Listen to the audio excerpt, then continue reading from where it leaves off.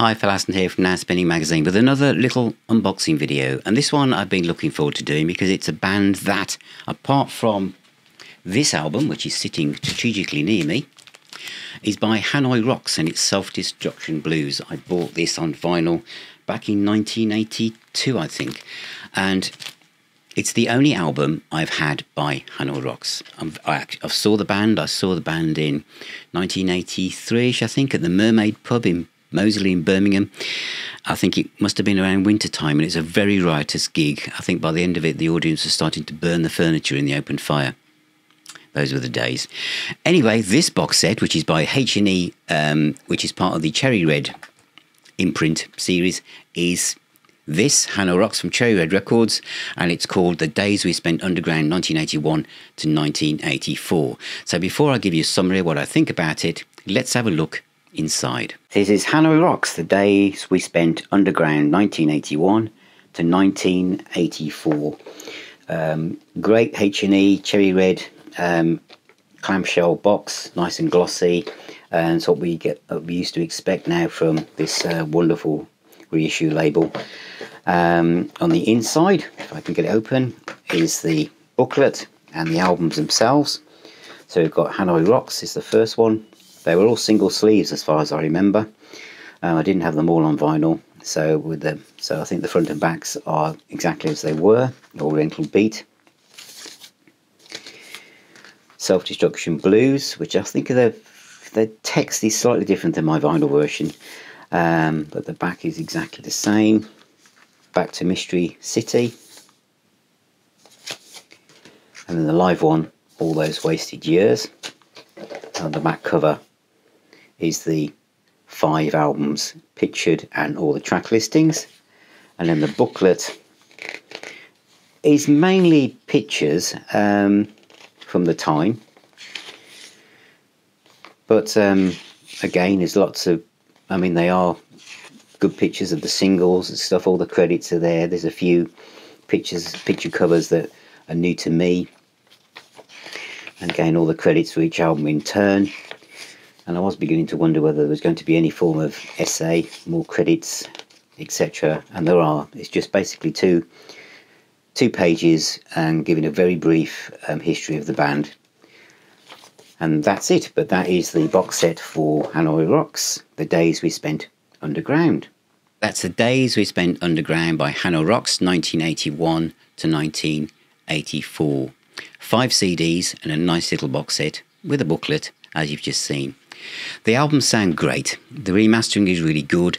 I know there was a other box set from some time ago, and a couple of people from Now Spinning Magazine Facebook community have said that they sound great on this.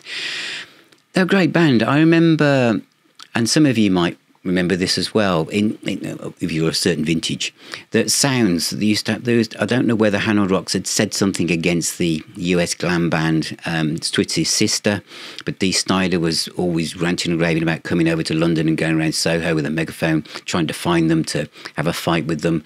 I mean, it was probably just a marketing ploy, to be honest, but Hanoi Rocks were never a metal band. They were more punk, more pop, really. I mean, there's elements of the Cars in the later album, especially Back to Mystery City, and there's a bit of Eddie and the Hot Rods in there playing, a bit of Choir Boys. They were glam rock, but I think they looked back towards T-Rex and Mott the Hoople rather than the hair metal stuff that was on the horizon and coming inbound quite quickly. I know they supported Motley Crue, and of course their career came to a crashing halt when Razzle was unfortunately killed in that car crash with Vince Neil.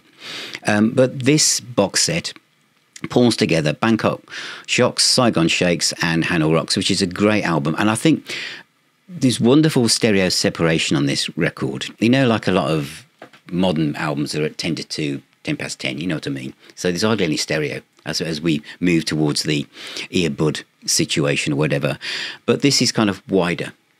And so there's a real, you can identify and separate the bass, the drums, the guitars, there's a lot of treble.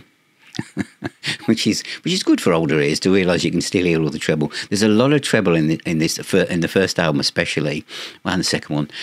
But the bass and the drums are really well recorded, and there's some wonderful songs. "Lost in the City" is one of my favourites off that, and "Walking with an Angel," "Pretender," "Stop Crying." Off the second album, Oriental Beat, there's some great tracks on that. "Lightning Bar Blues" is probably one of my favourites. But it's interesting, in its Self-Destruction Blues is my favourite. Now, because I hadn't really heard the others properly. So I was thinking that, because the Self-Destruction Blues was technically made up of A-sides and lost B-sides, and was only released in Finland to start with.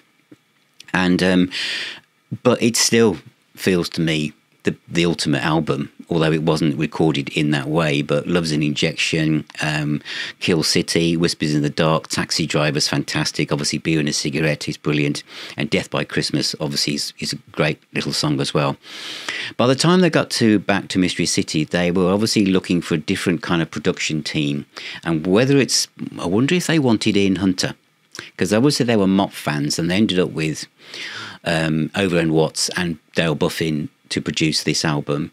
And the way they look on the front cover is more kind of leaning towards Duran Duran. They've changed their clothes and their hair a little bit, so they're trying to move towards pop rock kind of Cars territory, but underneath they weren't really that. And although the production is very polished and they are more commercial, out of this set, it's probably the album that is a notch down for me. There's nothing wrong with it, but it's just, compared with the others, it's not so rock and roll, I guess. But the highlight for this set for me is "All Those Wasted Years," which was also available as a VHS tape. Do you remember them? And it's nearly 70 minutes of absolutely full-on rock music. This is the band from Finland, when the time when we didn't really know rock came out of Finland. It's very different now, with lots of melodic rock coming out there and stuff. But this band, formed in 1979, Michael Monroe, and a man now that looks more like David Lee Roth than David Lee Roth. Great frontman, great vocalist, and they really looked fantastic as a band. They were just primed for MTV, but they didn't take off as much as they should. Michael Monroe now has got a fantastic solo career, and his solo albums are absolutely fantastic. I absolutely adore his version of "She's No Angel," which is by the Heavy Metal Kids. But this live album, going back to that, is absolutely fantastic. It was recorded at the Marquee Club, and it sounds like it was recorded at the Marquee Club, and I don't mean because it's bootleg quality. What I mean is you can hear the amps buzzing, you feel like you're squashed up against the front of the stage, staring up at the band. You're that close to them.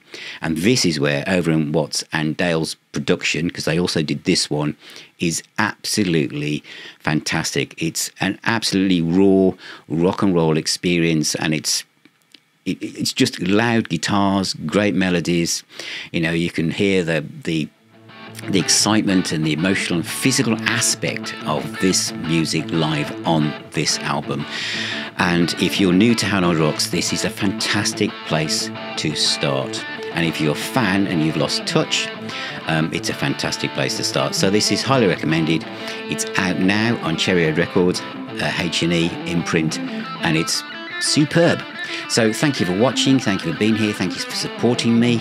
Remember, music is the healer and the doctor. Keep spinning those discs, whether vinyl or CD, and I shall see you on my next video.